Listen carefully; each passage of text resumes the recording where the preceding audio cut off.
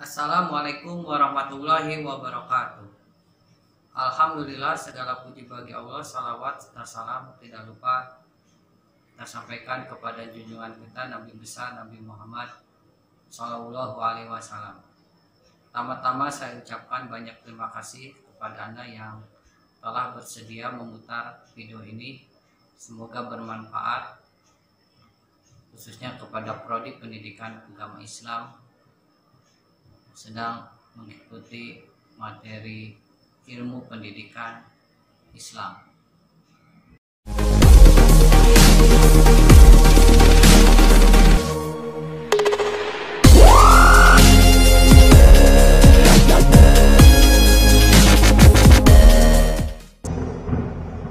Oke, sebelum kita mulai, jangan lupa tekan like, comment, share, dan subscribe ya. Jangan lupa aktifkan loncengnya juga ya.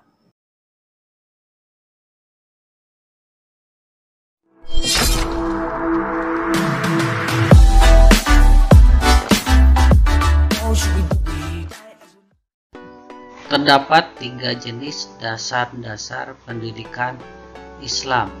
Yang pertama, dasar pokok, yang kedua, dasar tambahan, dan yang ketiga adalah dasar operasional. Al-Quran adalah kalam Allah Subhanahu wa Ta'ala yang diturunkan kepada Nabi Muhammad SAW dalam bahasa Arab yang terang, guna menjelaskan jalan hidup yang bermaslahat bagi umat manusia, baik itu di dunia maupun di akhirat. Hasan Basri mengatakan, tidak dapat dimungkiri lagi bahwa ilmu pendidikan harus bersumber dari Al-Quran. Misalnya Al-Quran menjelaskan hukum-hukum yang berlaku di langit, di bumi, tumbuh-tumbuhan, hewan, dan juga manusia. Al-Quran sebagai sumber ilmu pendidikan, sebagai paradigma ilmu pengetahuan yang berbasis kepada Islam atau sebagai sistem pendidikan. Sedangkan As-Sunnah menurut Abdurrahman Al-Nahlawi mengemukakan dalam pendidikan Sunnah mempunyai 2 faedah. Pertama, menjelaskan sistem pendidikan Islam sebagaimana terdapat di dalam Al-Quran dan menerangkan hal-hal rinci yang tidak terdapat di dalamnya. Sedangkan yang kedua, menggariskan metode-metode pendidikan yang dapat dipraktikkan. Selanjutnya, dasar tambahan yaitu ijtihad.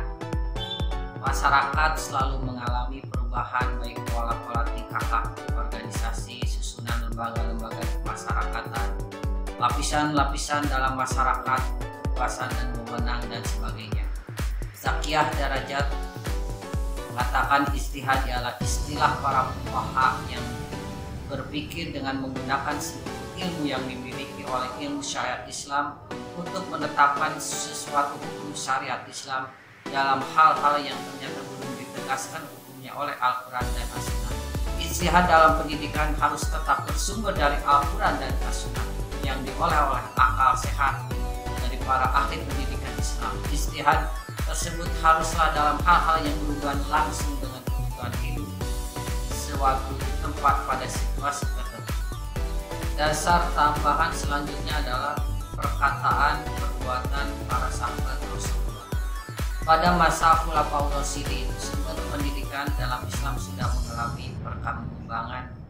Selain Al-Quran dan As-Sunnah juga perkataan, perbuatan, dan sikap para sahabat. Perkataan mereka dapat dijadikan pegangan karena Allah sendiri di dalam Al-Quran memberikan pernyataan, yaitu dalam surat At-Taubah ayat 100 yang mempunyai arti, "Hai orang-orang yang beriman, bertakwalah kepada Allah dan hendaklah kamu bersama-sama dengan orang-orang yang benar."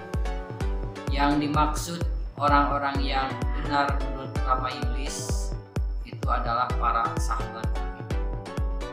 Dasar hukum tambahan yang lainnya adalah maslahah musalah, yaitu menetapkan peraturan atau ketetapan undang-undang yang tidak disebutkan dalam Al-Quran dan As-Sunnah atas pertimbangan penarikan kebaikan dan menghindarkan kerusakan.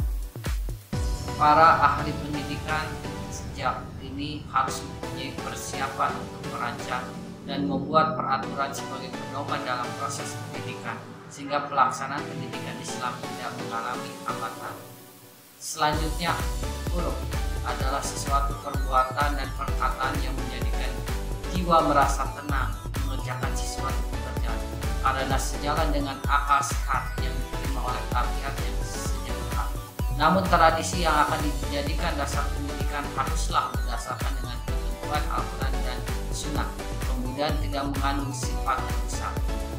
Ketentuan ini sangat sejalan dengan tujuan pendidikan Islam, yaitu dalam rangka menata kehidupan yang lebih baik dengan alam, manusia, Allah Subhanahu wa Ta'ala. Dasar operasional pendidikan Islam adalah dasar yang terbentuk sebagai aktualisasi dasar dari dasar ide. Menurut Hasan Langgulu, dasar operasional yaitu ada 6 macam. Yang pertama, dasar historis adalah dasar yang memberikan andil kepada pendidikan dan hasil pengalaman masa lalu berupa peraturan dan budaya masyarakat. Dasar sosial yaitu dasar yang memberikan kerangka budaya di mana pendidikannya itu berkembang, seperti memindahkan, memilih, dan mengembangkan kebudayaan. Dasar ekonomi adalah dasar yang memberi perspektif terhadap potensi manusia berupa materi dan persiapan, yang mengatur sumber-sumbernya, yang bertanggung jawab terhadap anggaran perbelanjaannya. Selanjutnya, dasar politik yaitu dasar yang memberikan bingkai dan ideologi dasar yang digunakan sebagai tempat bertolak untuk mencapai tujuan yang dicita-citakan dan rencana yang telah dibuat.